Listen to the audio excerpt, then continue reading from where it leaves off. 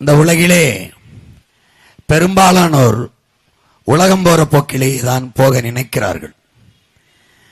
ஆனால் யாராவது ஒருவன் தான் இந்த உலகத்தை தன் போக்கிலே திருப்ப நினைக்கிறான்.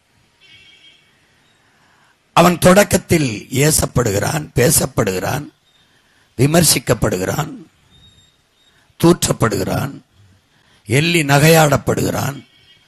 ஆனாலும் பாருங்கள், இந்த உலகம் பெற்றிருக்கிற இத்தனை மாறுதல்களுக்கும் காரணம் உலகத்தை தன்போக்கிலே திருப்ப நினைத்தவன் தான் என்கிறார் அறிஞர் பெர்னாட் ஷா. நம்முடைய தமிழ் அறிவியலின் பெருமைமிகு அடையாளமாக இருக்கிற ஐயா அப்துல் கலாம் அவர்கள், நீ ஒவ்வொரு நாளையும் உனதாக்கு, எவரையும் சம உணர்வுடன் சந்தி, நீ பட்டறை கல்லானால் அடி தாங்கு, ஆனா நீயே சம்மட்டியானால் ஓங்கி அடி என்கிறார். பன்னெடுங்காலமாக பட்டறை கல்லாக இருந்த அடிதாங்கிய இனத்தின் பிள்ளைகள் இப்போது சம்மட்டியாக மாறி ஓங்கி அடிக்க தொடங்கி இருக்கிறோம். என் அன்பு பெற்றோர்களே, என் அருமை உடன் பிறந்தார்களே, உலகெங்கிலும் பல்வேறு மாறுதல்களை உருவாக்கிய எல்லோரும், மாபெரும் புரட்சியை ஏற்படுத்திய எல்லோரும் சாதாரண மக்களில் இருந்து வந்தவர்கள் தான்.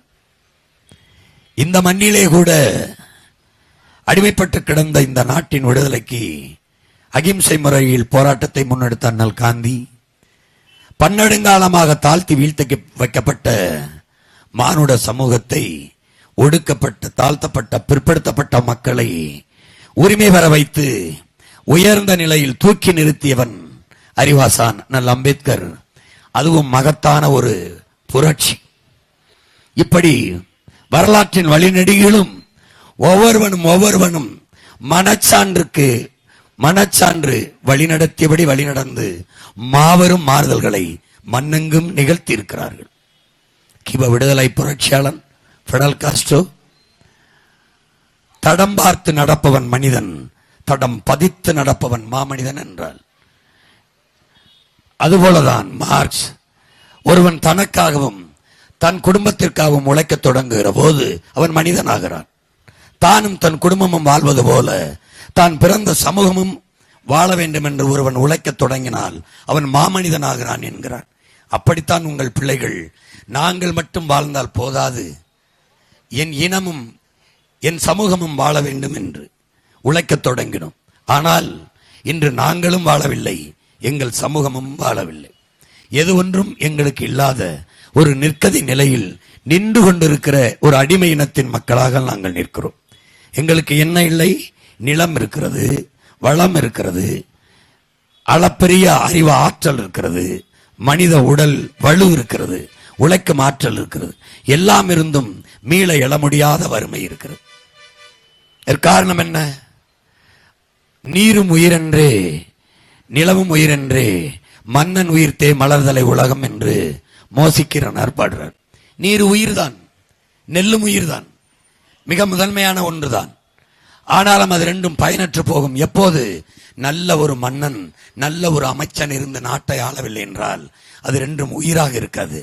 இன்று உங்க நாட்டிலே நீர் தரமாக உயிராக இருக்கிறதா? உணவு நஞ்சில்லாமல் இருக்கிறதா? ஏன்? மன்னன் உயிர்த்தே மலர்தலை உலகம், நல்ல மன்னன் இல்லை. வருகிறவர் போறவர் எல்லாம் ஊழலை ஒழிப்போம், லஞ்சத்தை ஒழிப்போம் என்கிறார்கள். இவர்களை ஒழிக்காமல் நீங்கள் எப்படி ஒழிப்பீர்கள்? லஞ்சம், ஊழல் தேசியமயமாக்கப்பட்ட ஒரு தேசத்தின் பிள்ளைகள் நாம். இந்த லஞ்சத்திற்கான விதை, ஊழலுக்கான விதை எங்கே? வாக்குக்கு காசு கொடுக்கிற இடத்தில் தான் ஊண்டப்படுகிறது. ஒரு முதலாளி முதலீடு செய்கிறான் என்றால் தன் லாப தேவைக்குத்தான், மக்கள் சேவைக்கு இல்லை. இதை மனித அறிவு புரிய வேண்டும், உணர்த்த வேண்டும். இங்கே உலகெங்கிலும் மாறுதல்கள் இப்படித்தான் தோன்றியிருக்கிறது. என் அன்பு சொந்தங்களே, மக்களின் மனத்தில் இருந்துதான் தோன்றியிருக்கிறது. மண்ணில் தோன்றுவதற்கு முன்பு மக்களின் மனத்தில் ஒரு மாற்றத்திற்கான சிந்தனை என் மக்களின் மனதில் எழுமானால், தோன்றுமானால் அந்த மண்ணில் தானாக புரட்சி வெடிக்கும். எப்படியான மாற்றத்திற்கான சிந்தனை? எனக்கு சேவை செய்ய வருகிற ஒருவன் என்னுடைய பிரதிநிதி, எனக்கு எதற்கு வாக்குக்கு காசு தர வேண்டும் என்ற கேள்வி எழுமானால் அந்த இடத்தில் மாற்றத்திற்கான சிந்தனை வந்துவிடும். இலவசம் தருகிறீர்கள், சரி, அதில் இழக்கிற பணத்தை எங்கிருந்து எடுக்கிறீர்கள் என்ற கேள்வி, எங்கிருந்து எடுப்பார்கள் என்ற கேள்வி உங்களுக்கு எழுமானால் அதுதான் மாற்றத்திற்கான சிந்தனை, அதான் புரட்சிகரமான அரசியலுக்கான விதை. அந்த எண்ணம் வர வேண்டும். ஒரு நாட்டில் கல்வியை கொடுக்க வேண்டியது அரசின் கடமைதானே. அது ஏன் மாணவனை கடன் வாங்கி கற்க வைத்து மாணவர்களின் கல்வி கடனை தள்ளுபடி செய்வதை சாதனையாக பேசுகிறது? கல்வி மானுட உரிமை, கொடுக்க வேண்டியது அரசின் கடமை, அது கொடுக்காமல் இருப்பது மாபெரும் கொடுமை. கல்வியை தன் நாட்டு குடிகளுக்கு கொடுக்க வேண்டியது அரசின் கடன். அதை எப்படி மாணவனுக்கு கடனாச்சு? ஒரு நாட்டின் குடிகளை ஆகச் சிறந்த செல்வம் அறிவு செல்வம், அந்த செல்வத்தை கொடுத்து ஒரு அறிவு சமூகமாக தன் நாட்டு குடிகளை படைக்க வேண்டியது அந்த நாட்டை ஆளுகிற அரசனுடைய கடமை, அமைச்சனுடைய கடமை. அது எப்படி கல்வி கடனாகும்? கல்வி கடனாக பல ஆயிரம் கோடியை தள்ளுபடி செய்கிற நீங்கள், ஒவ்வொரு ஆண்டுக்கும் ஒவ்வொரு தேர்தலுக்கும் தள்ளுபடி செய்கிற நீங்கள், அந்த கடனில் இழக்கிற தொகைக்கு கல்வியின் தரத்தை உயர்த்தி விட்டால் என் பிள்ளை எதற்காக கடன் வாங்கி கல்வி கேட்கிறான்? ஏன்? இந்த கேள்வியை என் பெற்றோர்கள், என் உடன் பிறந்தார்கள் உங்களுக்குள் எழுப்புவீர்களானால் அதுதான் மாற்றத்திற்கான சிந்தனை, மகத்தான அரசியல் புரட்சிக்கான விதை. இவ்வளவுதான், இவ்வளவுதான். அறிவை வளர்க்கும் கல்வியும், உயிரை காப்பாற்றும் மருத்துவமும், உலக உயிர்களின் உயிர் தேவையும் இருக்கிற தண்ணீர், இது மூன்றும் உயர்ந்த சந்தை பண்டம். இதை வித்தால் நிறைய லாபம் கிடைக்கிறது. அதிக லாபம் ஈட்டும் தொழிலாக அடிப்படை கல்வி, உயிர் காக்கும் மருத்துவம், உலக உயிர்களின் உயிர்ப்பாலாக இருக்கிற நீர், இது மூன்றும் சந்தையாயிட்டால் அது நாடென்று அவன் சொல்வது அது சுடுகாடு. இதை எப்படி விற்கலாம் என்ற கேள்வி நீங்கள் எழுப்பினீர்கள் என்றால், கல்வியை, மருத்துவத்தை, குடிநீரை கொடுக்க வேண்டியது ஒரு அரசின் அடிப்படை கடமை, முதன்மையான கடமை. அதையே முதலாளிகளிடம் கொடுத்துவிட்டு உனக்கு என்ன வேலை? அரசின் வேலை என்ன? எல்லாவற்றையும் தனியாருக்கு கொடுத்த என் அரசு டாஸ்மார்க்கை மட்டும் அதுவே நடத்தது. சாராயத்தை அரசு விற்குது, குடிப்பகத்தை அரசு வைத்திருக்கிறது, படிப்பகத்தை தனியார் முதலாளிகளிடம் கொடுத்து விடுகிறது. இது எப்படிப்பட்ட அரசு என்ற எண்ணம் உங்களுக்கு எழுமானால் அதுதான் மாற்றத்திற்கான சிந்தனை, அதுதான் புரட்சிக்கான விதை, அதுதான் புரட்சிக்கான விதை.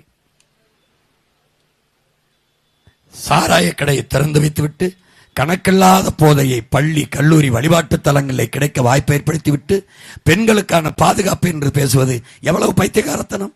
சட்டம் இருக்கிறது, ஒழுங்கு எப்படி இருக்கும்? ஒழுங்கு எப்படி இருக்கும்? 100 விழுக்காடு குற்றத்திலே 99 விழுக்காடு நிறைந்த போதையிலே நிகழ்த்தப்படுகிறது என்பதை நீங்கள் அறிய வேண்டும். ஒரு நல்ல ஆட்சி, ஒரு நல்ல அரசு, மக்களின் நலன் சார்ந்த அரசு, தன் குடிகளை மீது பற்று கொண்ட அரசு, காதல் கொண்ட அரசு, தன் குடிகளை குடிக்க வைத்து உழைக்கும் திறனற்ற, சிந்திக்கும் திறனற்ற, உடல் வலுவற்ற குடிகளாக மாற்றி குடி நோயாளிகளாக ஒரு மயக்க நிலையிலே வைத்து அவர்களிடமிருந்து பணத்தை பறித்து 50,000 கோடிக்கு பறித்து அதை வைத்து ஆட்சி செய்கிறோம் என்றால் எப்படி? நஞ்சை கொடுத்து விட்டு நல்ல உடையை கொடுப்பது எப்படி?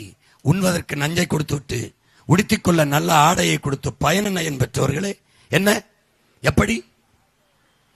இதை எப்படி ஒரு அறிவு சமூகம் சகித்துக் கொள்கிறது? எப்படி? எங்கே கொண்டு போய் நிறுத்துவார்கள் இந்த சமூகத்தை என்று நீங்கள் யோசிக்க வேண்டாமா?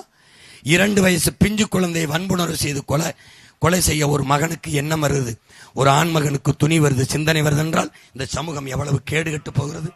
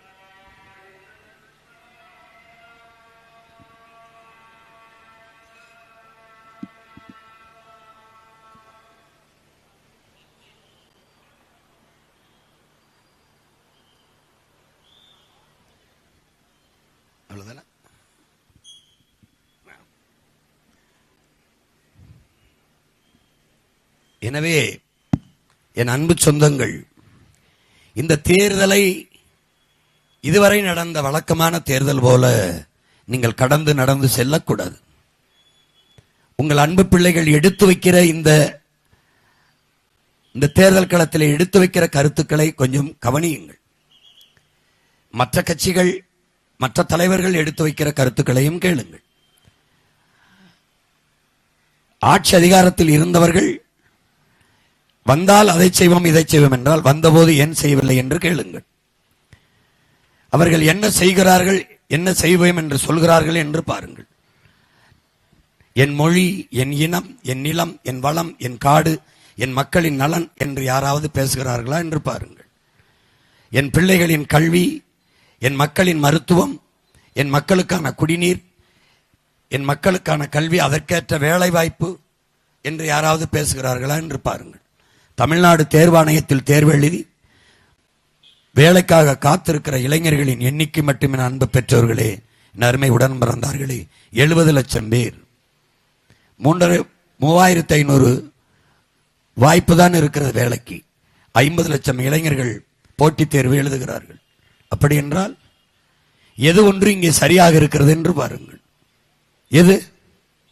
தரமான போக்குவரத்து, தடையற்ற மின்சாரம், குடிக்க நீர், படிக்க கல்வி, பார்க்க மருத்துவம், படித்தால் வேலை, உண்ண உணவு, சுவாசிக்க காற்று, எது ஒன்று உங்களுக்கு இருக்கு? எது இருக்கிறது?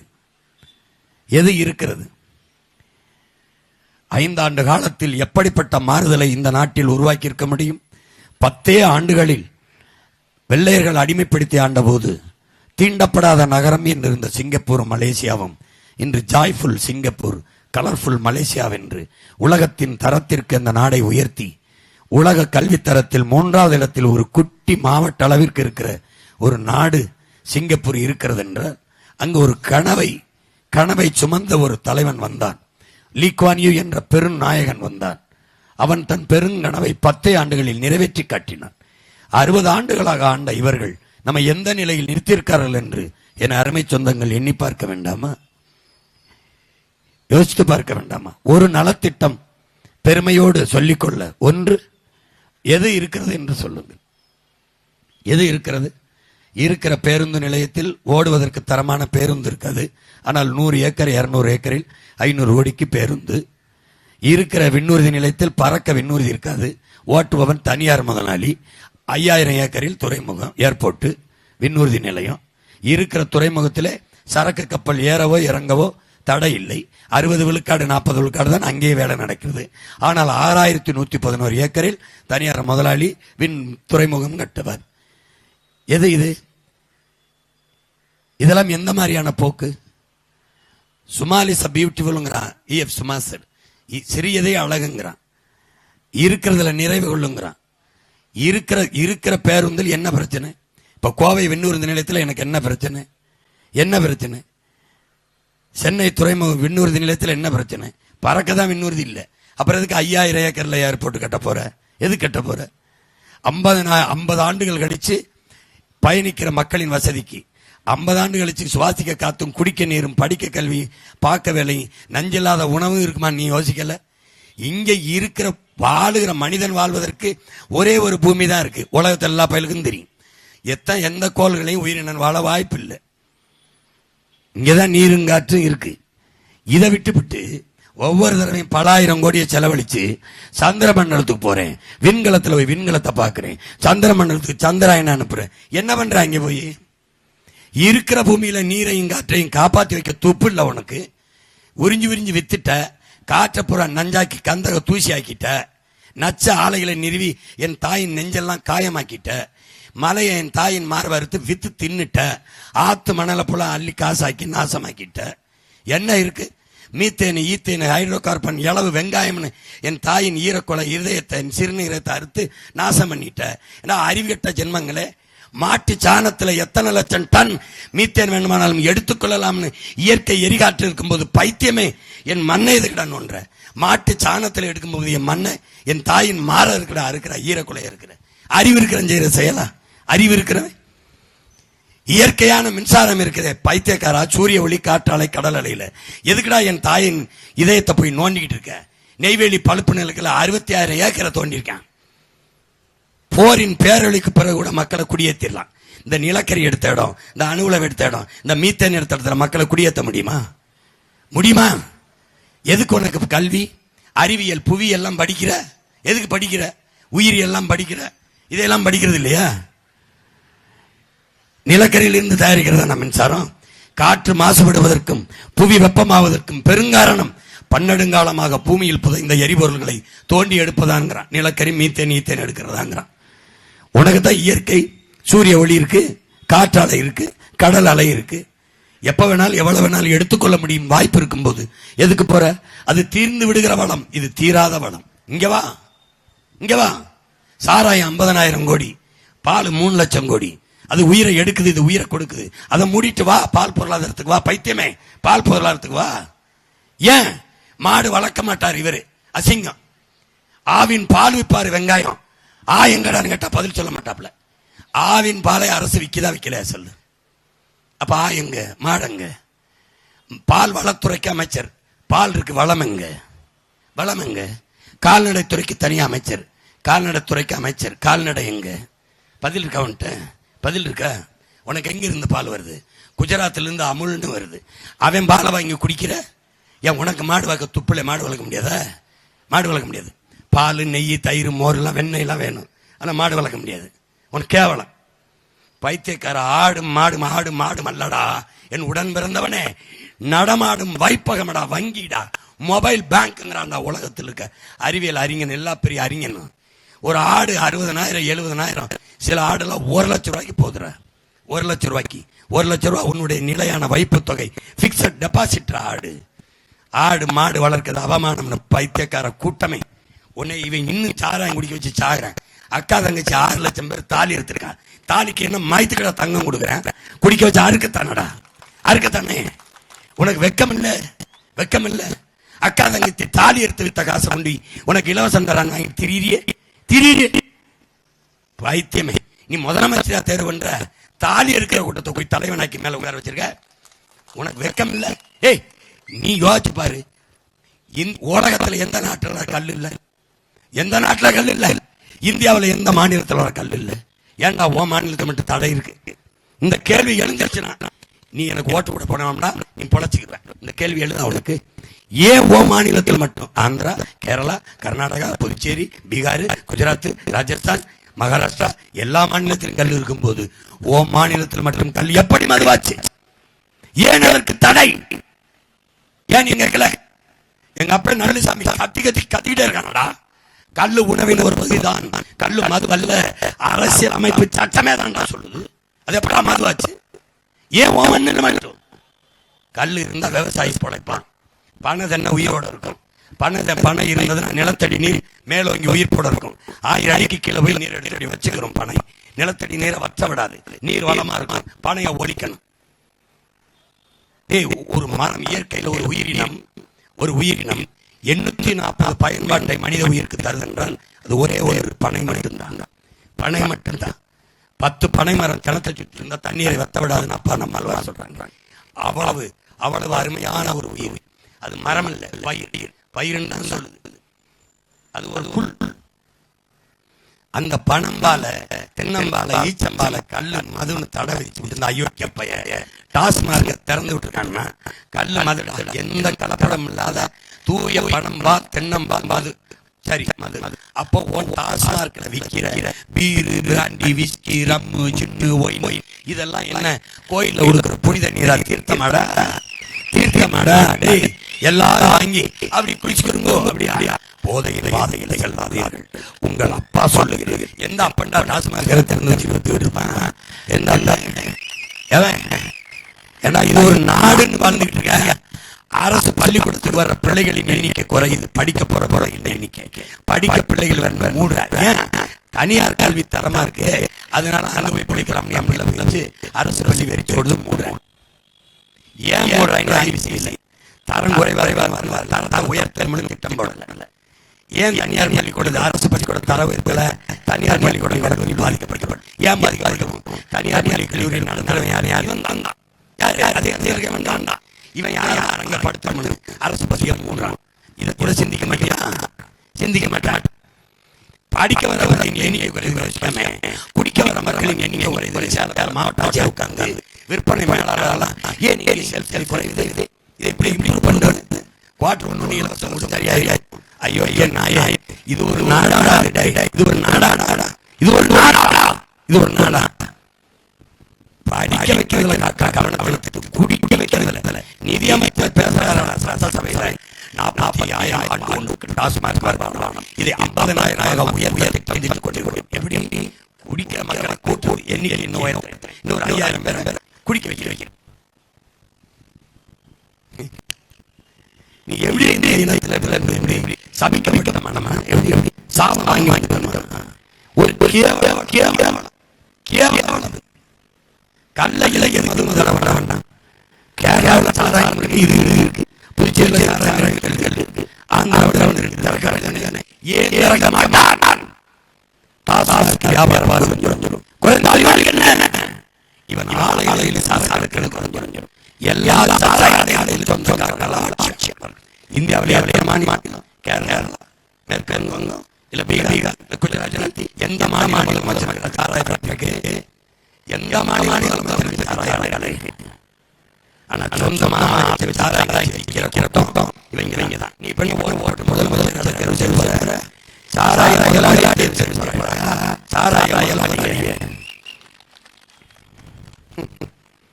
யோசி போடு ஓட்டு போடு. எனக்கு என்னோட சரி பார்த்து போடு. அறிவு பயன்படுத்தி சிந்தி யோசி பதிவு என்ன இவங்க சொன்ன இந்த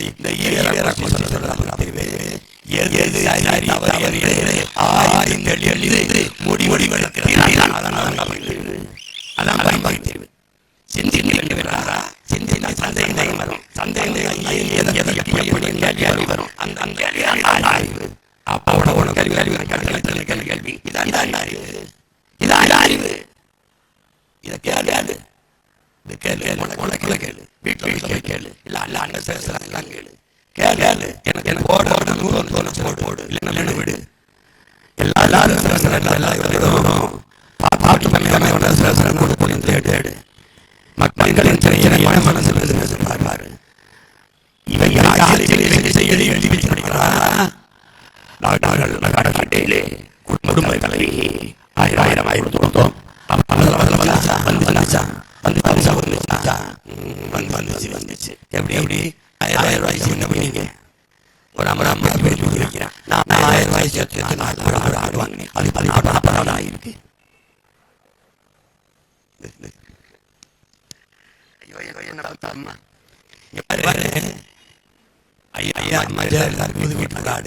வீட்டு மாடு இவங்க வரும்போது ஆடு மாடு நாட்டுக்கோழி கொடுக்குறாங்க. வீட்டு மாடு கொடுத்தாங்க இல்லையா? கொடுத்தாங்களா இல்லையா? ஏன்னா ஆடு மாடு நாட்டுக்கோழி வளர்த்தா வீட்டில் வறுமை போயிடும். வைத்தேமே ஆடு மாடு வழி வளர்த்தா வீட்டு வறுமை போகணும்னா நாட்டில் போக அவனை வீட்டில் மேய்க்க சொல்றேன், நான் நாட்டில் மேய்க்க சொல்றேன். கவர்மெண்ட் வேலைங்கிறேன். சாராயம் ஊற்றி கொடுக்குறவன் MBA MSc படிச்சுட்டு சாராயம் ஊற்றி கொடுக்குறான்டா. கவர்மெண்ட் வேலையை வச்சுட்டா உலகத்துக்கு சாப்பாடு ஆத்தால கவர்மெண்ட் வேலையா விவசாயம் கூடாதா?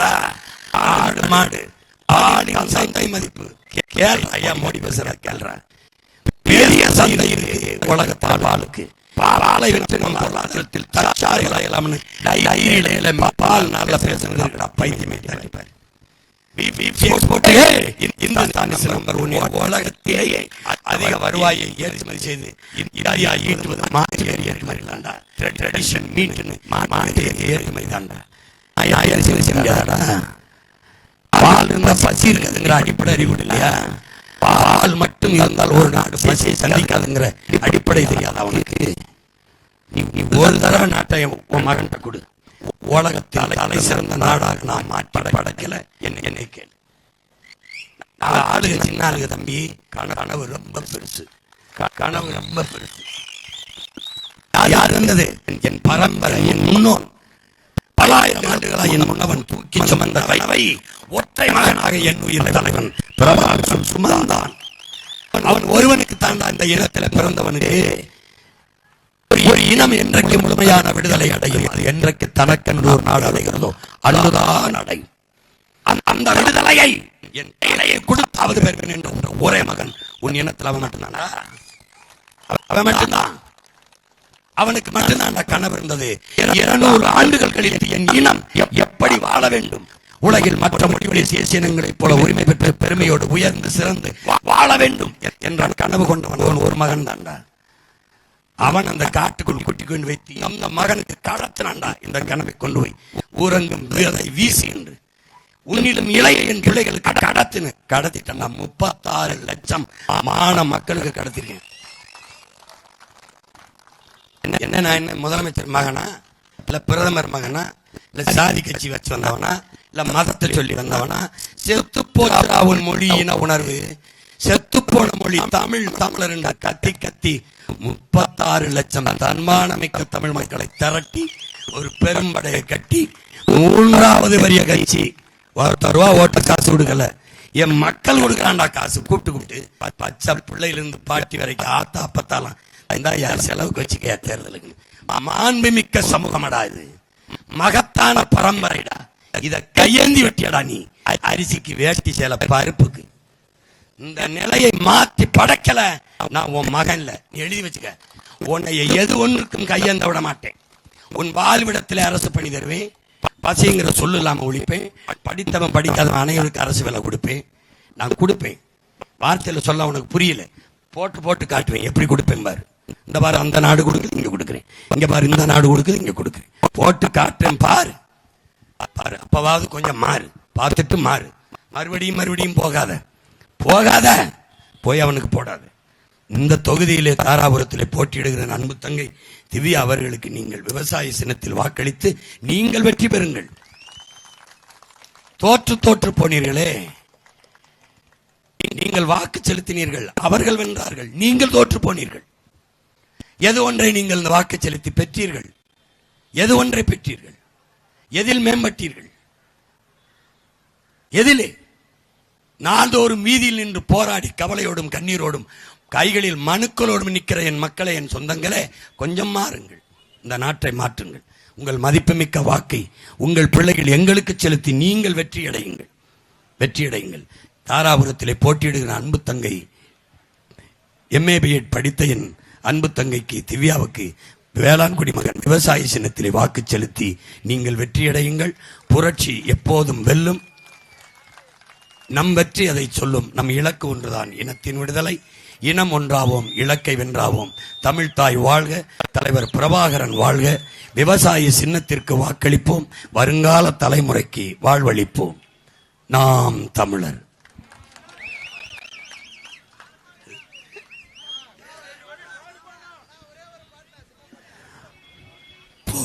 போடுகிற ஓட்டை எல்லாம் திருடனுக்கே தொடர்ந்து போட்டா நாட்டு நிலைமை என்ன ஆகும், நீயும் கொஞ்சம் எண்ணி பாரு. ஊழல் லஞ்சம் பெருத்து போச்சு, உண்மை நேர்மை செத்தே போச்சு. மாண்புமிக்க மக்கள் ஆட்சி மண்ணோடு மண்ணா போச்சு. கேடுகட்ட பணநாயகம் கேலி வன்னி சிரிக்குதம்மா. பொறுப்பது பாவம் தானே, சகிப்பது சாபம் தானே. நல்ல ஆட்சி மலர்வதற்கு என்ன வழி கூறம்மா. விவசாயி சின்னத்துல ஓட்டணியும் போடம்மா. போடுகிற ஓட்டையெல்லாம் திருடனுக்கு தொடர்ந்து போட்டா நாட்டு நிலைமை என்ன ஆகும், நீயும் கொஞ்சம் எண்ணி பாரு. இனியேனோ மாறு. விவசாய சின்னத்திற்கு போடுங்க ஓட்ட, அப்புறம் பாருங்க நம்ம நாட்டை. நன்றி, வணக்கம். நாம் தமிழர்.